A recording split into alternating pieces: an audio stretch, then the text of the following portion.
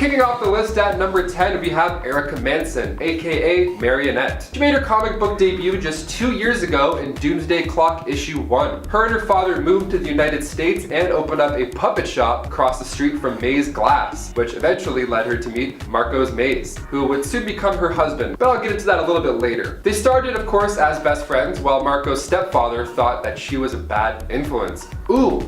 So Marco ended up saving Erica from some bullies, and then Erica's father committed suicide after corrupt police officers were extorting money out of him at his puppet shop. Now, of course, this already sounds like a villain origin story, but it gets worse. So Erica ended up getting payback on the policeman while, of course, becoming the alternate persona, Marionette, with her trusty lover sidekick, Mime, aka Marcos Maze, who I mentioned earlier. I love this duo, honestly. Like, the vibe reminds me of, like, from Baby Driver, where you have Buddy and Darling.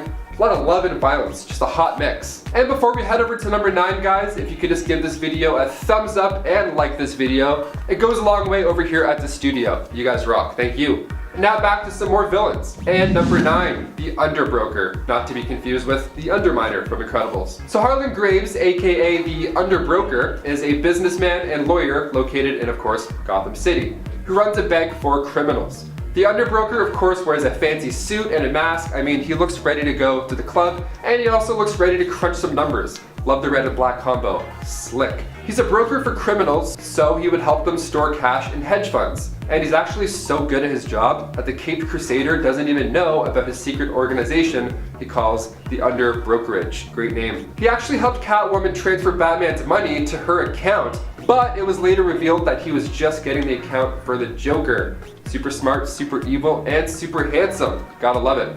He made his debut in Batman Volume 3, issue 92. So if you want to check him out for yourself, you know where to look. And number 8, Barbatos, also referred to as the Bat God, not Rap God. And he resides in the Dark Multiverse. So, the World Forger, of course, was set to watch over the vast universes, and while some of them held up, there are just some worlds that were just naturally unstable. So, what next? Well, they send a dragon named Barbatos to destroy it. That way the energy can then return to the Forge. Now, sometimes you like your job a little bit too much, and this was the case for the Bat God. See, he ended up killing his master and then had a real taste for destruction, thus corrupting the Forge of Worlds. So now, with Barbatos not destroying these worlds and sending that energy back, these worlds ended up becoming part of the Dark Universe. His journey begins with Dark Days, the Casting, issue 1. And coming in at number 7, Voltoom, Earth 15. Making his first appearance in Green Lantern Annual Volume 5, Issue 1 back in 2012, also known as the First Lantern. So like I said, he's from the future on Earth 15 in the year 3079, and after his world was on the brink of destruction, him and his mother used the newly discovered emotional electromagnetic spectrum, which is a multiversal force powered by all life in the multiverse.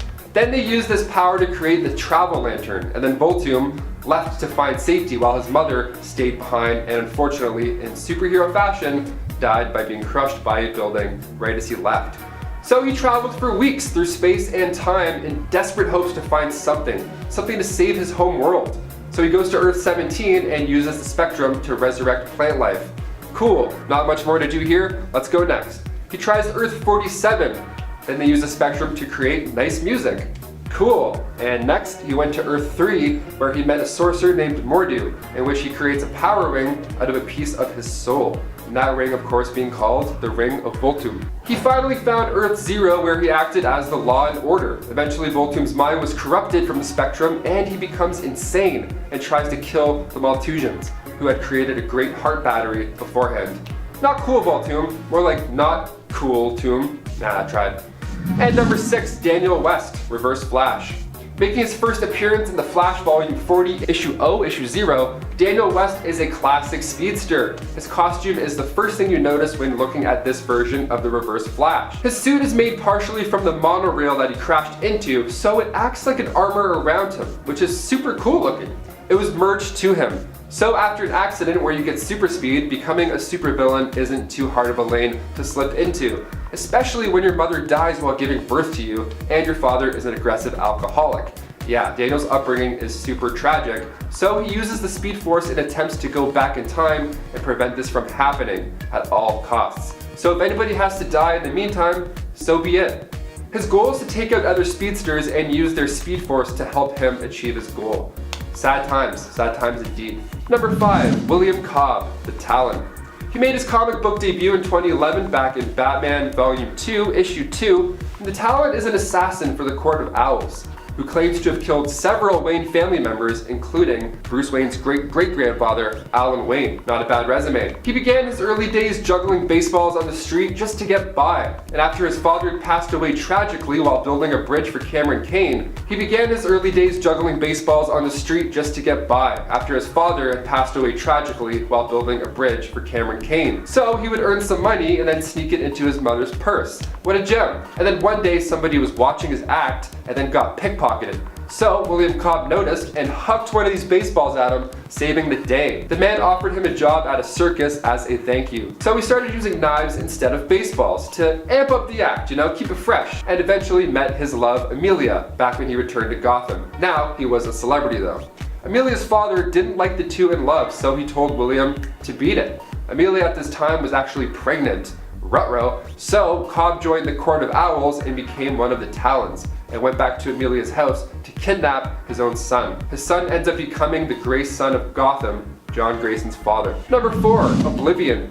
Making his first appearance in Green Lantern New Guardians Annual Issue 2 back in 2014, Oblivion is made of Kyle Rayner's rage, fear, and anxiety. He's the physical form of all of those traits and even believes himself to be Kyle Rayner. He stayed in his apartment and even tricked Carol into thinking that he was the real deal. So he has powers that allow him to shapeshift, teleport, he can project vast amounts of energy that match a white lantern, and he can also create illusions of people and objects. So one day Oblivion teleported Carol and himself to Arizona, where he used his powers to alter all the people in the buildings there.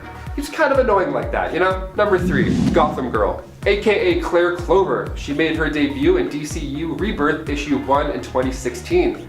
Her and her brother Hank both traded in years of their lives for superpowers. So they can either live 2 years at Superman's level, or live a few hours with godlike levels, which is really interesting. If you had this power, which way would you go? Let us know in the comments, because I'm curious. So Batman ended up taking Claire and Hank under his wing, but unfortunately, Psycho Pirate's mind manipulation ended up getting the better of him. Hank ended up using all of his life force just to defeat the Justice League. After his death, Claire wasn't doing too well. Batman even told her his real identity and how he sometimes likes to talk to his dead mom as well. How lovely, what a nice little bonding moment. Now, by the name of this list, you won't be too shocked to hear that she had also been secretly working with Bane to break Batman on a psychological level. Not cool. And number 2, the Court of Owls. I mentioned them earlier, so I figured since they're going to be in the new Robert Pattinson Batman flick coming out in 2022, they're worth a bigger mention. So since the New 52, the Court of Owls have picked up steam. Created by Scott Snyder, this new secret society looks as cool as they are. They're an ancient group that has been secretly controlling Gotham for a while. Like a while. They even go back to some early Bruce Wayne days, hence them being part of the Matt Reeves Batman plot coming up. Their top assassin, of course, being the guy I mentioned earlier, Talon. So he ended up attacking him, and then Bruce decided to do some detective work, discovering the secret society. So he finds out that the Court of Owls actually has secret headquarters in every building made by the Wayne Trust. Sneaky. Gotta love secret cults. And finally, number 1, Mr. Bloom. One of the coolest looking guys on this list, Mr. Bloom made his debut in 2015 in Batman Volume 2, Issue 43. He began his journey by stealing high-tech seeds. Yep, you heard me, I said seeds. Makes sense why he's got the flower on his face. It goes well with the terrifying Slender Man look. I wonder what it smells like. Probably death or daffodils, one of the two. So after he took these super seeds, he got some superpowers, super strength, elasticity, hence the lankiness, and he can project flames and ice from his hands. Pretty neat. So he decides to give these seeds to a select few who desire superpowers. The only cost? Their life. I think next year for Halloween, I'm gonna go as Mr. Bloom. Either him or Orlando Bloom. One of the Blooms for sure, I'm just not sure which one, Kicking off the list at number 10, Harley Sin. Constance Brand, aka Harley Sin, is the daughter of a billionaire, so you already know she's going to be trouble. Harley Sin first came around in 2016, making her first appearance back in Gang of Harleys, issue 1. First of all, the look of Harley Sin, I'm here for it. She's got that Rocky Horror Picture Show vibe, she's a badass. The second issue, titled Hit 'Em Where It Hurts, we see the tattooed badass punk put in some work. She meets Harley Quinn, and during a fun little introduction panel, we see Sin say the words, "I'm the person that's going to be killing each and every one of your useless gang." So right off the hop, she's kind of a big deal. I don't know, she's in a bad mood. So this rich billionaire father I mentioned earlier, yeah, Harley Sin's father in fact is believed to be Donald Trump, or at least he was drawn and characterized to resemble him. That plus the tattoos, drug addictions, and lust for violence, you got yourselves quite the villain. And before we move on to number 9, make sure if you guys haven't done so already to go ahead and click that like button. It helps us out a bunch here at the studio, and it's this one, not this one. Unless you're a Spider-Man, then maybe it's that one. Go ahead and click that one. Number 9. GRAIL. GRAIL is the villainous daughter of Darkseid and basically acts as an opposing force to Wonder Woman. The two women were born at exactly the same time, and it was prophesied that GRAIL, the daughter of Darkseid, and Myrna would bring about much destruction. As such, she was almost killed as soon as she was born, but her mother protected her. She proved almost right away in the comics that she was a new villain worthy of our time when she made easy work of the Justice League. She and Diana ended up facing off shortly thereafter, but their fight was interrupted. However, they would continue to clash during the Darkseid War, and likely will keep doing so, as GRAIL was basically designed to be the perfect foil for Wonder Woman. GRAIL was first introduced in Justice League Volume 2, Issue 40. And number 8. Godspeed. August Hart, aka Godspeed, made his first debut not too long ago in the Flash Rebirth Volume 2, Issue 1. With a name like Godspeed, one can only assume the powers in which they'll contain.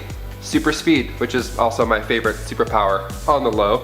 Created by Joshua Williamson and Carmine Di Giandomenico, sorry if I butchered that name, I tried 7 times. Godspeed stands out from the rest of the speedsters because of one badass reason. He can separate speedsters from the Speed Force. Now if you watch the CW's Arrowverse, you know what I'm talking about already. August Hart was also a detective, a former partner of Barry Allen, to be frank. And then along comes a force storm in Central City, and all of a sudden you have these godlike powers. Pretty ideal powers for a hero, and also a villain. That's right, as you would have guessed by clicking this video, he doubles as a villain on the low. So he became the Flash's partner while secretly becoming Godspeed the villain. Not cool, dude. Why'd the villain move though? Well, when August's brother was murdered by a criminal, he was released due to insubstantial evidence. So August decides to confront the Black Hole organization after they had stolen property from Star Labs. He sees their symbol that resembles one at his brother's crime scene. Interesting. So while confronting him, that's when the Speed Force lightning strikes. I feel like if I was a speedster, I would just be like Quicksilver, right? Hang out in the basement, play some stolen video games. Is it really that hard to just chill out? I know you're angry, but like, it's all good. Speed walk it off. Number 7. Perpetua. Perpetua is an old evil, but one that we didn't know of in the comics until 2018 when she was first introduced in Justice League Volume 4, Issue 8. Perpetua quickly became known as one of the greatest evils the universe, or multiverse really, had ever known. She was the creator basically of all things, and the mother to the Anti-Monitor, World Forger, and Over-Monitor. Billions of years ago, she was betrayed by her own children and trapped in the Source Wall along with her devastating and deadly creatures, the Apex Predators, a vicious combination of Martians and humans. Yeah, she really old. Perpetua was the one ultimately responsible for the crisis in the DC universe, as it was her whisperings from within the Source Wall that brought them about. The energy allowed her prison to weaken, cracking a little more each time there was a crisis, which was how Perpetua planned to escape. She was eventually freed when the Source Wall broke as a result of Barbatos and the Batman Who Laughs actions, allowing her to once more wreak havoc on the world and earn back her power so she might rebuild the universe again in her own horrifying image. Number 6. The Kindred. Making its first appearance in the Multiversity Guidebook number 1, the Kindred is this cosmic force that appeared after the Rebirth event. Created by Grant Morrison, the Kindred is a 4-part entity, and they each represent DC lore, so those 4 being the Speed Force, magic, cosmic power, and emotional light spectrum. So they have a handle on pretty much any angle out there. Now this is a villain list, so this is bad news for us, or rather bad news for pretty much any world. For starters, they take all of the energy from living creatures. That's how they come together. Nice, teamwork. Teamwork makes the dream work. Also tears. So off the bat, these guys are just OP. I love the look of these celestial gods though. They each have like their own color. Even if Brian Hitch wrote them into his run with the Justice League, with destruction being the driving force, this is still kind of a villain that even I'll root for. I said it, sue me, what's up? Number 5, Punchline. So Punchline has to be one of my favorite of the newest villains we've seen. I didn't want to like her when she was announced, especially as I thought she was going to be like some new younger version of Harley Quinn, which I didn't really think that we needed. But then I met Punchline, and I gotta say, I like Alexis. She's okay by me. Punchline's real name is Alexis K, and we learned her backstory in the Joker 80th anniversary special. She sought out the Joker believing that his ideology matched or at least suited her own. She has displayed some pretty sweet chemistry and toxicology skills, making Batman his own special version of the Joker venom. How nice. Which tormented him through most of the Joker War story, and has proven how deadly she can be with her stilettos when she managed to land a life-threatening hit on Harley Quinn. I really hope we get more Punchline in the near future. I was pleasantly surprised by how different and interesting she is in comparison to Harley Quinn, and I also just love her character design.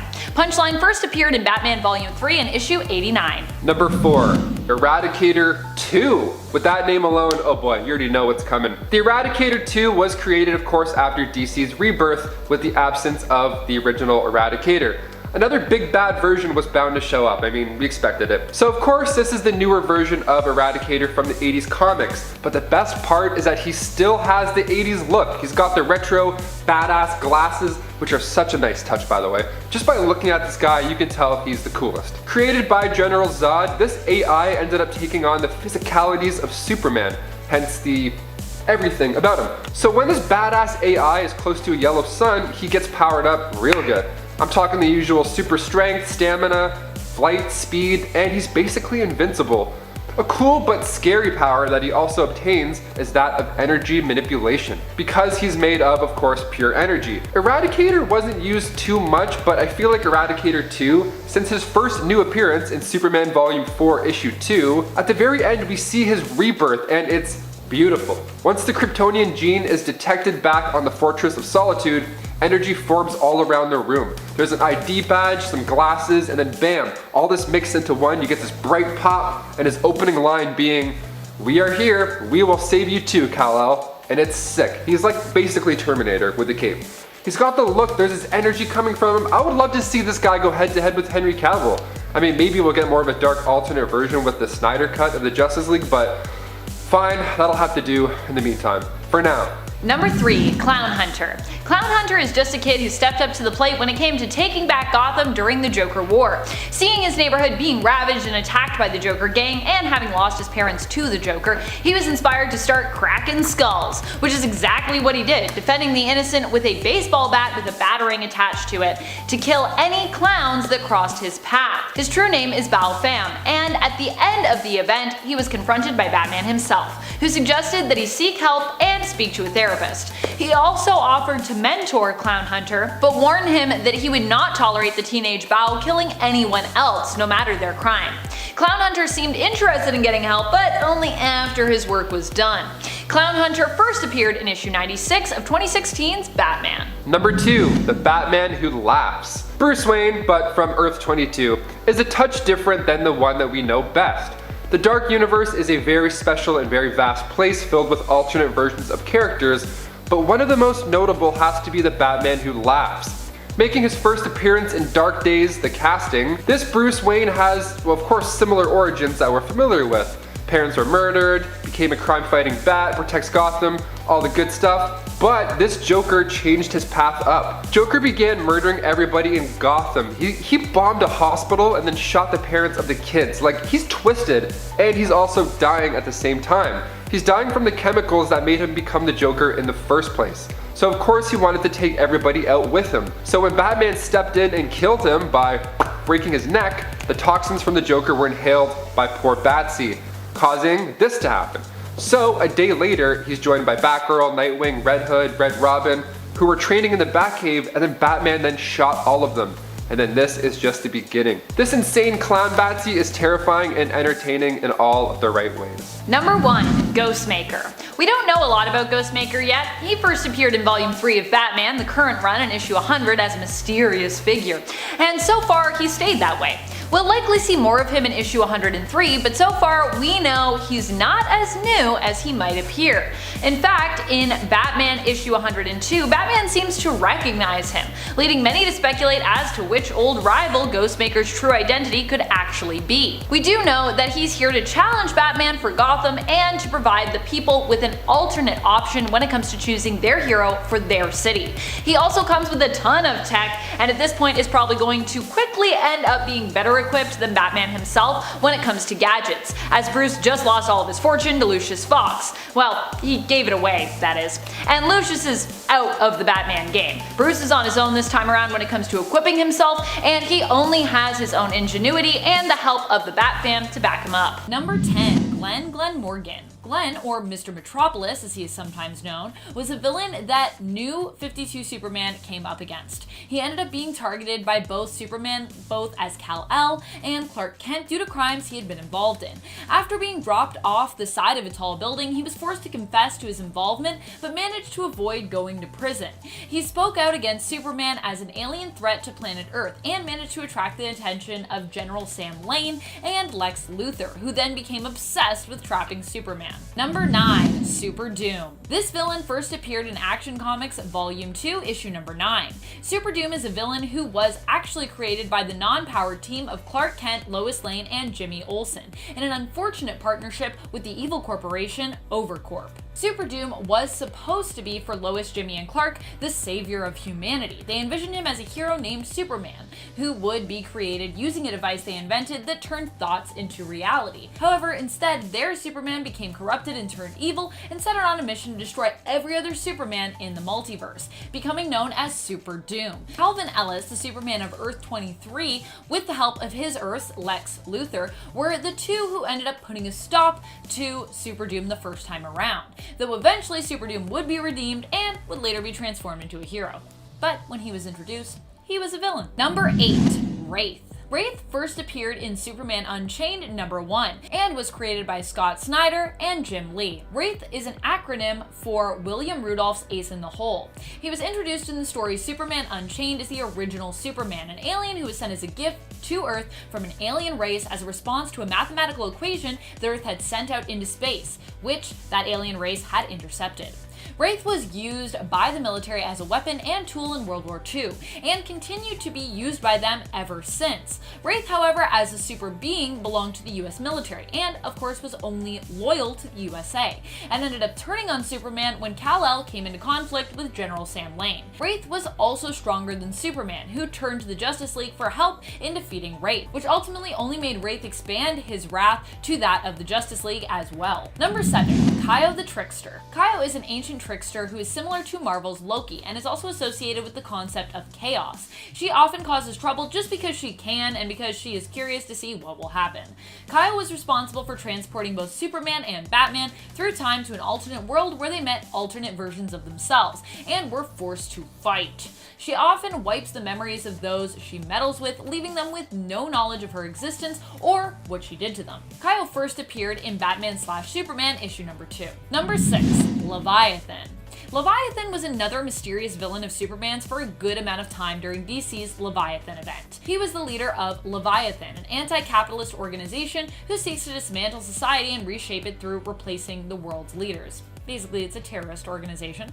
Writer Brian Michael Bendis later revealed that this mysterious figure would actually end up being not a new character, but instead a character who was well established in DC canon, although for a while we thought it was a new character. The big reveal would be that Leviathan was Mark Shaw, aka Manhunter, who had joined the organization and organized a coup to overthrow its leader, Talia al Ghul. After successfully doing so, Shaw became the new leader, taking up the codename Leviathan. And that's who we know him as now, Leviathan, no longer Manhunter. Number 5. Ulysses. Ulysses first appeared in Superman Volume 3, issue 32, in the New 52. Ulysses himself was actually Neil Quinn from Earth. He was sent off-world to the 4th dimension in an attempt to save his life by his parents, who actually thought Earth would soon perish, much like Superman's parents did with him. He returned to Earth years later with superpowers acquired from the 4th dimension that were similar to Superman's, and discovered that Earth still exists. It actually hadn't perished. Ulysses was convinced by the Machinist to betray Earth when he was shown the potential for evil that humanity had. He then attempts to sacrifice 6 million humans in an effort to power his adoptive home, the fourth dimension, also known as the Great World. Number 4. Blank. Blank was first introduced in Superman Lois and Clark issue number 3. He is a psionic supervillain who posed a great threat to Superman post-Flashpoint, despite his powerful telepathic, telekinetic, and pyrokinetic abilities. However, Superman was able to restrain him until Blank was broken out by Cyborg Superman, who recruited him for his new Superman Revenge Squad. Number 3. Mr. Oz / JOR-EL. JOR-EL first appeared in the New Earth continuity in Man of Steel number 1 in the 80s. While this might not make him a new character, seeing him reimagined as a villain in the Prime Earth continuity was new. He made his first appearance in that continuity in Action Comics volume number 2, issue number 3. More recently, he has been known as Mr. Oz, who is a somewhat villainous and mysterious character who is seen interfering with Superman's life. JOR-EL adopted this name after an unknown force transported him to Earth, allowing him to witness the cruelty of man. Since then, he adopted the name Mr. Oz and set out to prove to his son Kal-El that humans are evil beings who are unworthy of his protection. His master plan and who he was finally revealed in the story arc The Oz Effect. Number 2. ROGOL ZAAR. ROGOL ZAAR was created by Brian Michael Bendis and Jim Lee and first appeared in Action Comics issue 1000. What an issue to come in on. 1,000. That's a lot of issues. ROGOL ZAAR is an alien warrior who claimed to be responsible for the destruction of Krypton. He hates Kryptonians. ROGOL is also strong enough to take on both Superman and Supergirl at the same time, and is a very powerful foe. He has been temporarily defeated and was held in a permanent stasis to prevent him from harming anybody else. But I'm sure this isn't the last that we'll see of this new mighty foe. He's just too powerful. Plus, you know, if you destroy Krypton, if you make that claim, probably gonna be around for a while. Number 1. Dr. Fate. Wait, what? Isn't Dr. Fate a good guy? Also, isn't he originally from the 1940s? Yes and yes, but in a new issue of Superman, issue 24 of volume 5, a magical storm is brewing to take on the Man of Steel himself. Superman is nigh invincible with only a few weaknesses to speak of, but despite having few, these weaknesses are pretty massive, pretty mighty for Kal-El, one being a weakness to magic. We've got a synopsis and cover art for issue 24 that reveals Superman will have a new villain on the rise who is pitting Supes against Dr. Fate. So while I'm sure Dr. Fate won't actually be going full villain and this will be a misunderstanding, this still means that Superman could have a very powerful and mysterious foe indeed rising up. Perhaps one that is also based in the realm of magic, which is pretty crazy, as this could mean that they could very well be one of the more powerful foes that Superman has yet to face in over 80 years of comics. But only time will tell what is really happening in this story where Superman takes on Dr. Fate. And you'll have to wait till at least June of 2020 to find out, assuming there aren't more comic book delays for that title. Thank you so much for watching, Nerd Squad. I hope you enjoyed this list and learned about some new villains from some of Superman's newer storylines that you might not yet have explored. Starting us off in at number 10, Paraxis. Debuting in Justice League International issue 2 from 2011, Paraxis was a villain introduced during the New 52. He's described as an intergalactic menace, hopping from world to world, picking out ripe planets, destroying them, and then selling their resources. A villain for the Justice League International, he was awakened from a deep sleep in space when the Signal Men, giant alien robot scouts, were activated on Earth. Paraxis is not a threat to be taken lightly either. He was able to capture the entire Justice League International team, and while they were able to break free and save the Earth from his plans to destroy the planet and scavenge it, he did manage to get away and swore revenge as he flew off into space. Moving on to number 9, David Graves. Here we have a foe of the regular Justice Leagues, David Graves, a man who was a historian and an author who was infected by a disease that paralyzed him and killed his family. So, as an author, he had written texts on Atlantis, the miracles of Fatima, and other fringe subjects. He and his family were also saved by the Justice League, which prompted him to write his most popular book, Justice League: Gods Among Men. But then his family came down with that unknown disease, for which David blamed the Justice League. He snapped, shot his doctor, and then disappeared, returning 4 years later to steal the Orb of Ra. From this, he was able to use spirits to feed off of people's misery. Graves first appeared in Justice League issue 6 back in 2012. Moving on to number 8, Nick Necro.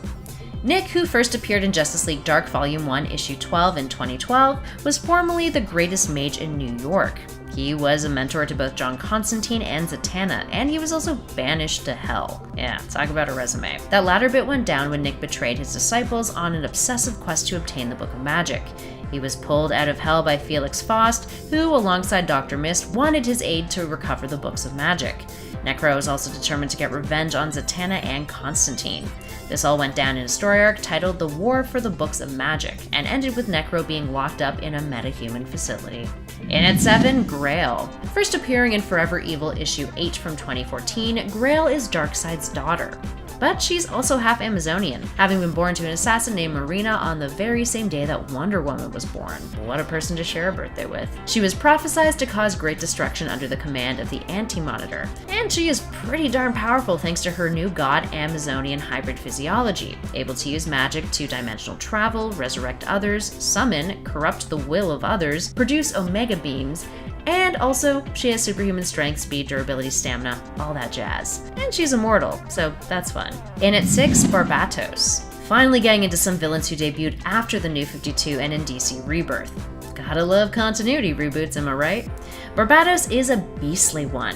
First debuting in Dark Days, the Casting issue 1 from 2017, Barbatos, who is also known as the Bat God, was created by someone called the World Forger. More on them later. He's an entity who was created to consume universes that were in decay. The most stable universes would become part of the DC main multiverse, and Barbatos, a dragon-esque bat creature, would be sent out to destroy the other ones. But Barbatos' lust for destruction got the better of him, and he killed his master, corrupting the Forge of Worlds, which would later become known as the Dark Multiverse. Because he no longer did his job, unstable worlds persisted and would eventually join the Dark Multiverse too. Barbatos came into contact with Batman and the rest of the League, though, much later, when he set his sights on destroying the regular multiverse. Oh, and side note, he also claims to be the bat that Bruce Wayne saw through the window of his home the night he became Batman. Yeah. Moving on to a much less scarier villain. In at 5, the Omega Titans. Actually, they're pretty terrifying too. First appearing in DC Nation Volume 2, Issue 0, the Omega Titans, aka the Four Brothers, or the Four Mothers, depending on the planet you're on, are a group of eons-old entities who are believed to have been the ones who created life in the universe. As the legends go, at the end of the universe, the Omega Titans are supposed to consume all life to determine which of their natures had the most impact throughout the universe. Those natures being mystery, entropy, wisdom, and wonder. They first appeared after the Source Wall was broken, the Source Wall being the barrier surrounding the multiverse, and began to consume all life on a planet called Kalu. In order to put a stop to the situation from growing more dire, Brainiac formed 4 different teams from Earth's heroes and villains in order to face the threat that the Titans posed. Now, the Titans possess immense power, capable of absorbing galaxies for energy, and they can crush planets within their fists. According to Brainiac, the likes of Superman, Wonder Woman, Etrigan, etc. are just so tiny and inconsequential to them. In at number 4, Umbrax. Another 2018 villain here. Let's talk about Umbrax, who first popped up in Justice League Volume 4, Issue 3. Umbrax is another mind warp of a villain. It's a dark emotional entity, a timeless primordial force of the cosmos, which acts as the center of the invisible spectrum. So remember how we mentioned Barbatos earlier? When he was trying to take over the multiverse, his Dark Knights broke the Source Wall, and a piece of the Source Wall, known as the Totality, broke free and released a bunch of strange energies into the universe. Now this included 6 hidden primal forces, one of which broke the seal that kept Umbrax at bay. It would unleash its power over the ultraviolet part of the invisible spectrum, and Sinestro and Lex Luthor would end up unleashing it on Earth. In at number 3, Perpetua. Introduced in Justice League Volume 4, Issue 8 in 2018, we've got yet another villain ready to give you an existential crisis. Oh, Perpetua. Perpetua is the first creator and mother of the Overmonitor, Anti-Monitor, and the World Forger. She is said to be the most feared being in the greater Omniverse. She is a super celestial, part of a race that was sent by the judges of the Source to create a new system of life within the greater Omniverse. Yeah, we are talking big stuff here. 20 billion years ago, she created the first multiverse. She then created suns to monitor each of the realms of matter within her multiverse. Flash forward 5 billion years later, Perpetua searched all of the universes within her multiverse to find those with great potential, which brought her to Earth 0. Seeing humans and Martians as imperfect, she merged the two species together to create something called Apex Predators, who would then serve as her soldiers to fight against the judges of the Source. When the other Super Celestials found out what she was up to, twisting the scale of judgment and defying her function, she was sealed away into the Source Wall. After the Source Wall was broken, she regained her corporeal form thanks to Lex Luthor and Brainiac. In at number 2, the Triumvirate of Sea Gods. Poking our heads out of the cosmos for a hot second with this number, let's talk about these 3 who first appeared in Justice League Volume 4, Issue 10 back in 2018, from a story arc called Drowned Earth Prelude, which was a prelude story, as you can probably tell. The Triumvirate are ocean deities of other galaxies. Like Poseidon is the ocean deity of our galaxy, they are to others. Now, the group is made up of Commander Drogue, Captain Gull, and Fleet Admiral Tide. They're gods, so therefore have the physiology and powers of gods. Wonder Woman even noted that Commander Drogue's power eclipses Superman's. That's intense. They lead a massive and loyal alien army, and Drogue has an alien kraken called the Flood, who does pretty much anything he commands. They would continue to be villains of the Leagues during the Drowned Earth Justice League Aquaman crossover event that led into the beginning of 2019. Speaking of 2019, that brings us to our final number, in at 1, World Forger. World Forger has got one hell of a family.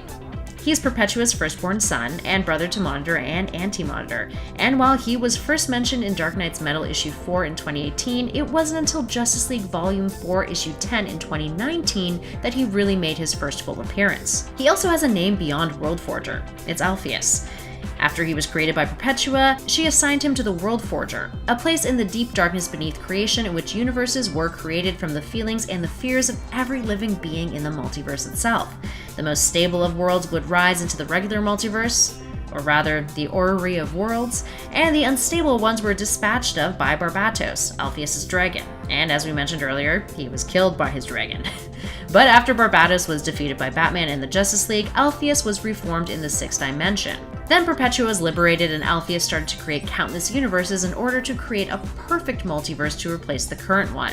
Whenever a crisis occurs, aka a reboot event, something called a crisis anvil appears before Alpheus, and he strikes it with his hammer, causing a new multiverse to replace the former one, with the life energies of the prior multiverse transferring to the new one. So in other words, Alpheus has been using his hammer a whole lot in contemporary times for DC, hasn't he?